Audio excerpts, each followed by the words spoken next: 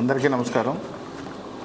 ఈ యొక్క గోదావరి పరివాహక ప్రాంతమైనటువంటి ఇక్కడ సీతానగరం మండలంలో ముఖ్యంగా వరదలు ఎక్కువ వచ్చినప్పుడు ఈ యొక్క బొబ్బుల్లంక ఏరియాలో బాగా ఆ గట్టు కోతకు గురయ్యి ఆ ఊరి మీదకి నీళ్ళు వచ్చి గట్టు తెగిపోయే ప్రమాదం ఉంది.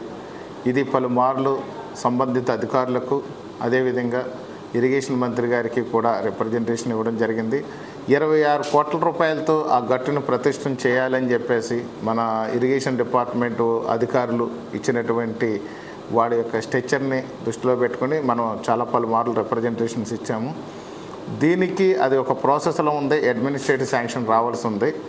దాని నిమిత్తం ఇప్పుడు అత్యవసరంగా పనులు చేయడం కోసం కొంత నిధులు కేటాయించండి అని చెప్పేసి మన నిమ్మల రామానాయుడు గారు ఇరిగేషన్ శాఖ మంత్రి గారిని కోరడం అయింది. దానికోసం ఇమీడియట్గా తక్షణం శాంక్షన్ కింద 2,60,00,000 రూపాయలని మనకి నిధులు కేటాయించడం జరిగింది. టెండర్ కూడా ఫైనలైజ్ అయింది, వర్క్ ప్రోగ్రెస్లో ఉంది. ఇప్పుడు వరద ఇమీడియట్గా ఎర్లీగా వరద రావడం వల్ల కొంచెం స్లో అయింది, కానీ ఈ కొంచెం వాటర్ లెవెల్ తగ్గిన వెంటనే కూడా ఈ 2,60,00,000 రూపాయల వర్క్లో 10 days ఈ వరద గ్యాప్ ఇస్తే కూడా ఇమీడియట్గా మనం దాన్ని నీట్గా తయారు చేసి కోతకు గురవ్వకుండా కూడా రక్షించే విధంగా ఇటు అధికారులు, కాంట్రాక్టరు, ఇటు ప్రభుత్వం కూడా గట్టి చర్యలు తీసుకుందని చెప్పి తెలియజేస్తున్నాను. అలాగే చూస్తే ఈ యొక్క బొబ్బిల్లంక దగ్గర ఉన్నటువంటి ఈ గేట్లు ఏదైతే ఉన్నాయో ఆ వంతెన గేట్లన్నీ కూడా గత ప్రభుత్వ హయాంలో విధ్వంసానికి గురైనవి. దాన్ని ఎవరు కూడా రిపేర్లు చేయించినటువంటి దాఖలు కూడా లేవు. దానికి ఏదో భారీ ఎత్తున మేము ఏదో చేసేస్తామని చెప్పారు, కానీ ఏమీ పట్టించుకున్న దాఖలు లేవు.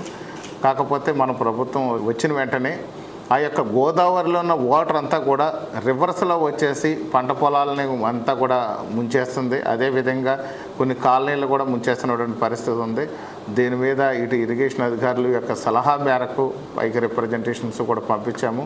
దానికి ఇమీడియట్గా మొన్న ఏదైతే ఈ వరదల ముందు ఏదైతే ఉందో అది 15 లక్షలు పెట్టి ఇమీడియట్గా 3 గేట్లు అనేది రీప్లేస్ చేయడం జరిగింది. 3 గేట్లు కూడా చేసినప్పటికీ కూడా ఇంకా వరదలు వస్తున్నాయి. ఇంకొక 35 లక్షల రూపాయలతో కూడా మరొక 6 గేట్లు కూడా శాంక్షన్ తీసుకోవడం జరిగింది.